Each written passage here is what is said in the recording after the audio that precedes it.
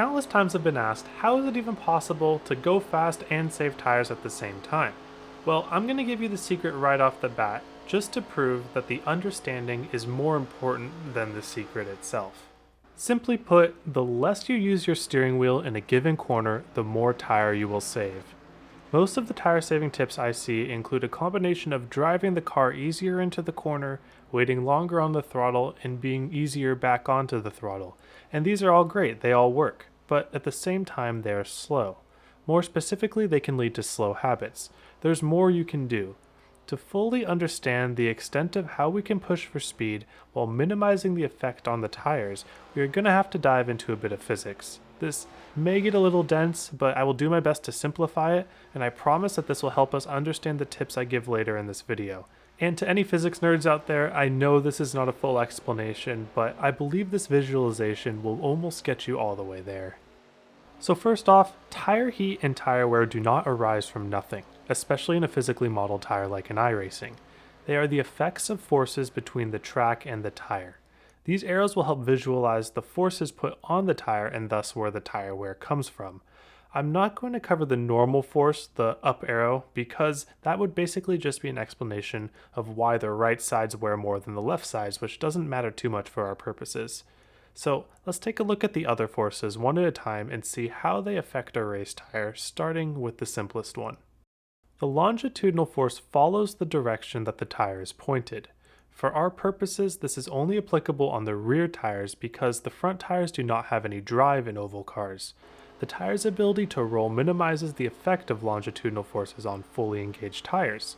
There still are forces that do cause heat and wear, mainly during a car's acceleration, but there's not much we can do about that besides going really slow. Think about how much tires wear at Talladega, and that's more or less the effect of the longitudinal forces on the tire. But all of this assumes that the tires are fully engaged with the track, and we know that's not always the case. At tracks that naturally get loose and wear the rear tires more than the front tires, the most important thing to keep in mind is to keep your rear tires from sliding. This almost entirely depends on one of three things. The first is simple enough, just making sure that you don't slide your tires under braking. Second, stomping too hard on the throttle mid-corner can easily disengage the rear tire on a loose setup. And finally, having to add extra steering inputs on the exit of a corner can also disengage the rears. This is generally called a tight to loose condition where you need to turn the wheel extra just to keep it from hitting the wall and then suddenly it snaps on you. That can also add both lateral and longitudinal wear on the tires. One slide can introduce extra forces in both the longitudinal and lateral direction which would not be there otherwise, and in turn this will add extra heat and wear that you are not used to, which will not only put you at a disadvantage, but it will make the subsequent corners even harder to approach. So how do you go fast and save tires at the same time in this scenario?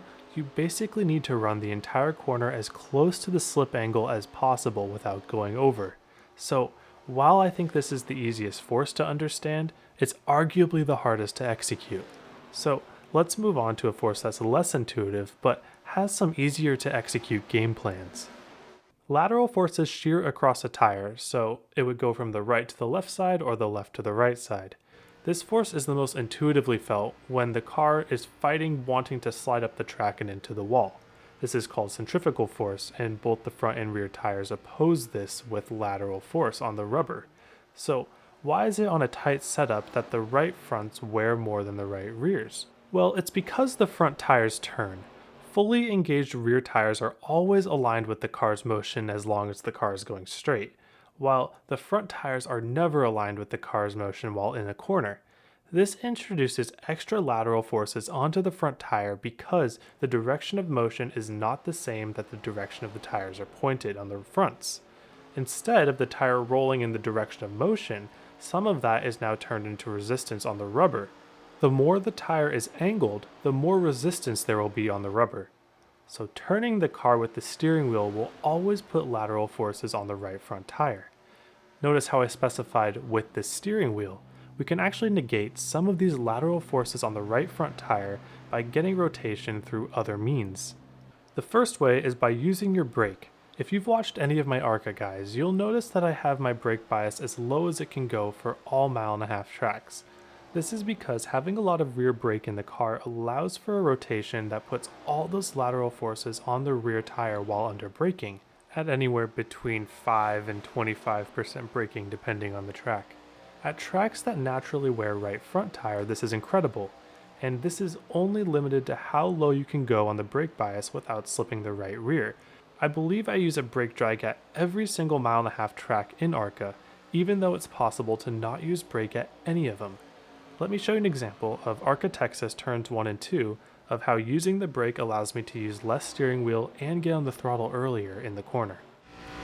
Alright, coming up to our first 1 and 2 here, I'm going to try to do this without any brake. So I'm going to get off the throttle smoothly and kind of wait on it, auto wheel turn, and then get back on.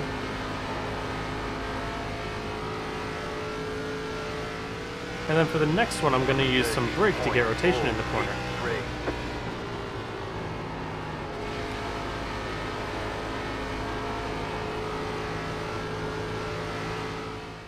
I took 2 screenshots of the farthest left that the wheel went for each attempt. Notice 2 things. When looking at the orange piece of tape on the wheel, we turned to the left more on the attempt without braking than with braking.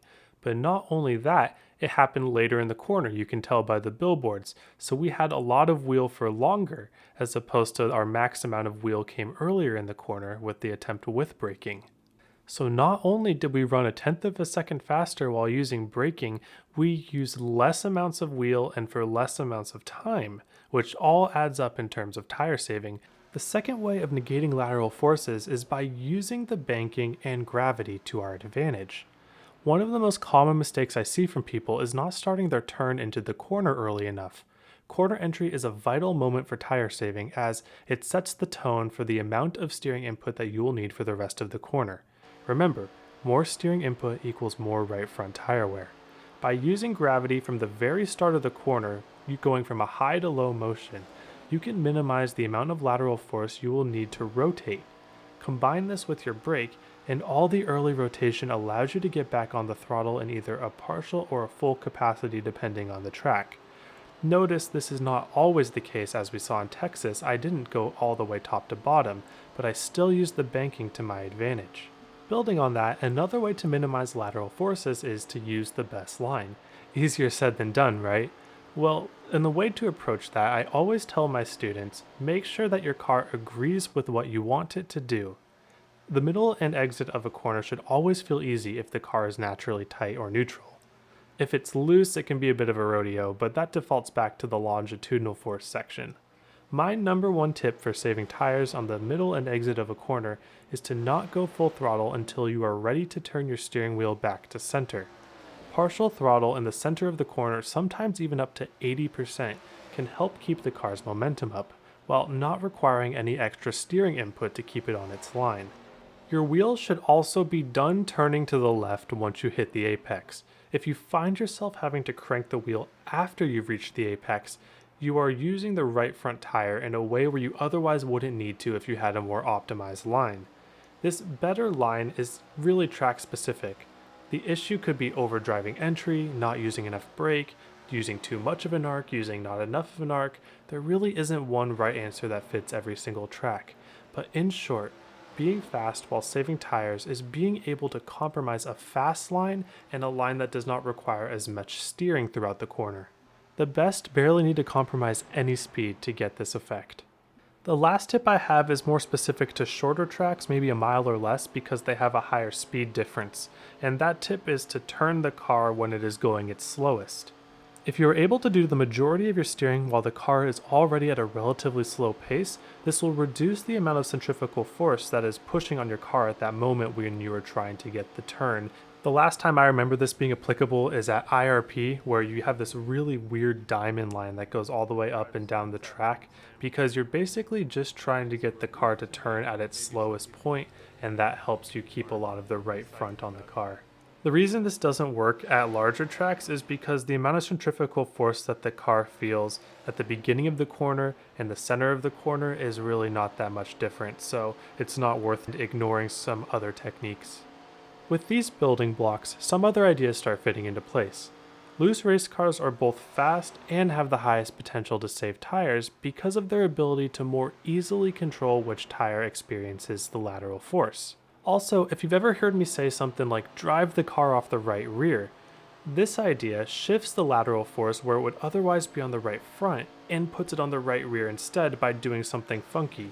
Maybe adding extra wheel input in the short term so that you can get the car loose, or doing a early throttle to get the right rear disengaged on purpose.